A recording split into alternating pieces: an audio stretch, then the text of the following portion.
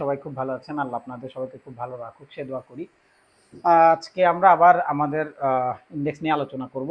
আমাদের ইনডেক্সের আজকে যে জিনিসটা দেখতে পাচ্ছি সেটা হচ্ছে আমাদের টাকা, মানে আমাদের যে টার্নওভার সেটা 780 কোটি টাকায় এসছে, মোটামুটি ঠেকেছে, যেটা 900 কোটি টাকা লাস্ট দিন ছিল। এরপরে অ্যাডভান্স হয়েছে 116টা কোম্পানি, 237টা কোম্পানি আমাদের ডিক্লাইন হয়েছে, 33টা কোম্পানি আমাদের আনচেঞ্জ আছে। এখন ফ্যাক্ট হচ্ছে আমাদের এই পুরো সেক্টরের ভেতরে আমরা যেটা দেখতে পাচ্ছি সেটা আজকে মোটামুটি আমাদের ইন্স্যুরেন্স আবার মোটামুটি একটা ভালো রান করেছে, যেটা আমাদের করার কথা ছিল। অলরেডি আমি এটা নিয়ে পোস্টও করেছি, আপনারা চাইলে দেখতে পারেন। আচ্ছা, এখন ফ্যাক্ট হচ্ছে আমাদের আগামী দিন, মানে আগামীকালকে মার্কেট কি করতে পারে, এটা যদি একটা অ্যাজাম্পশন নিই তাহলে আমাদের সর্বপ্রথম যে জিনিসটা দেখতে হবে সেটা হচ্ছে আমাদের একটা বক্স আছে, যে বক্স হচ্ছে 5804 থেকে 5733 পর্যন্ত।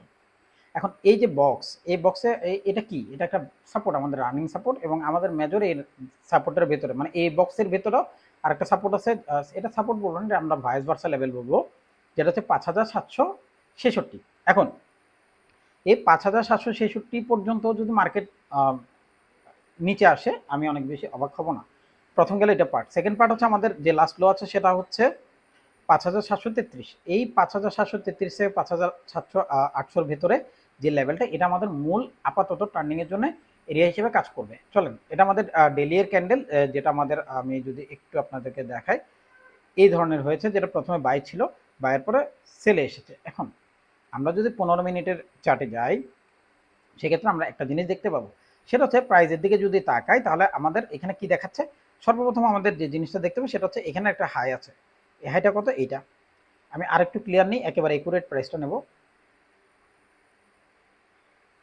একুরেট প্রাইসটা হচ্ছে এইটা, ঠিক আছে? এটা হচ্ছে 5833। এখন 5833 কি? এখন আমাদের এখানে আমরা যদি একটু তাকাই তাহলে আমরা দেখতে পাবো প্রাইসটা প্রথমে ড্রপ করলো, দেন হাই, দেন লোজ, দেন হাই, দেন লোজ। এখন এইটুকুর ভেতরে প্রাইসটা যখন উপরে যাওয়ার খুব চেষ্টা করছিল, এখানে আমাদের এই দুটো জায়গাতে দেখেন মার্কেট কি করেছে, প্রথমে মুভ আপ দিয়েছে। কোথায়? এটা আমাদের এই প্রাইসটা ছিল, দেন প্রাইস মাঝখানে আসলো, এসে আবার উপরে যাওয়ার চেষ্টা করছে কিন্তু পারেনি।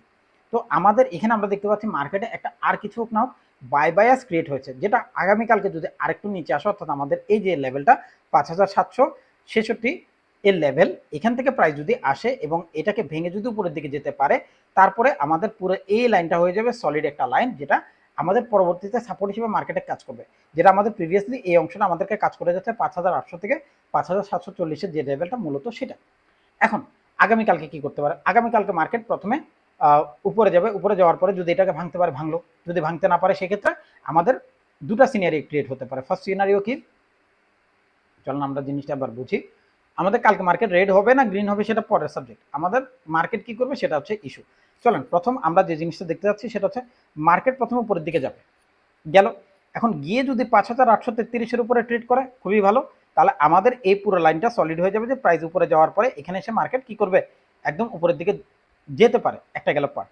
সেকেন্ড পার্ট, প্রাইস যদি এটাকে ধরতে না পারে, উপরে এটুক পর্যন্ত গেল, 10 20 25 যেখানে যাবে যাক, 20 পর্যন্ত যাওয়ার পরে মার্কেট আবার নিচে আসলো, নিচে এসে প্রাইস যদি এখান পর্যন্ত হোল্ড করে, প্রাইস এখান থেকে আবার স্পাইক করা ট্রাই করবে। কেন?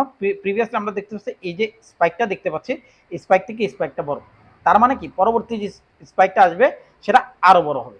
তো তখন যদি এই এরিয়াটাকে ভেঙে ফেলা, অর্থাৎ এই যে লো আছে এই লো এর নিচে যদি প্রাইস চলে আসে, তখন আমাদের মেজর হাই হবে এটা। তো মেজর হাই এটা যদি হয়, এটা আমাদের প্রাইস কত আমরা যদি একটু দেখি, আমরা আমাদের প্রাইস নেব হচ্ছে এইটা 5825। তো 5825-কে যদি ভেঙে ফেলে, একবারও যদি ভাঙতে পারে, তাহলে আমাদের এখানে একটা ব্রেক হবে, এখানে একটা ব্রেক হবে। এই দুটো ব্রেকের পরে মার্কেট এমনি কি হয়ে যাবে, বাইয়ের জন্য রেডি হয়ে যাবে। তো আগামীকালকে মার্কেট রেড ততক্ষণ হবে যতক্ষণ না পর্যন্ত এটাকে ভাঙতে পারছে। যদি এটাকে ভাঙে তাহলে মার্কেট গ্রিন হচ্ছে, মার্কেট যদি এটাকে ভাঙতে না পারে তাহলে মার্কেট মোটামুটি রেডের জন্য থাকবে। তবে মার্কেট অনেক বেশি রেড হবে না, অলরেডি আমি উইকলি ভিডিওতে জিনিসটা জানিয়েছি। আমাদের রেট যেগুলো হবে সেগুলো 10 থেকে 20 বা 30-এর মধ্যেই হবে, যেটা আজকে হয়েছে 19 মাইনাস ছিল। হয়তো আগামীকালকে এর আশেপাশে 10 12 যদি মাইনাস হয়, আর যদি পজিটিভ হয় তাহলে আমাদের এই 10 20 30, আমি 40 পর্যন্ত রাখলাম।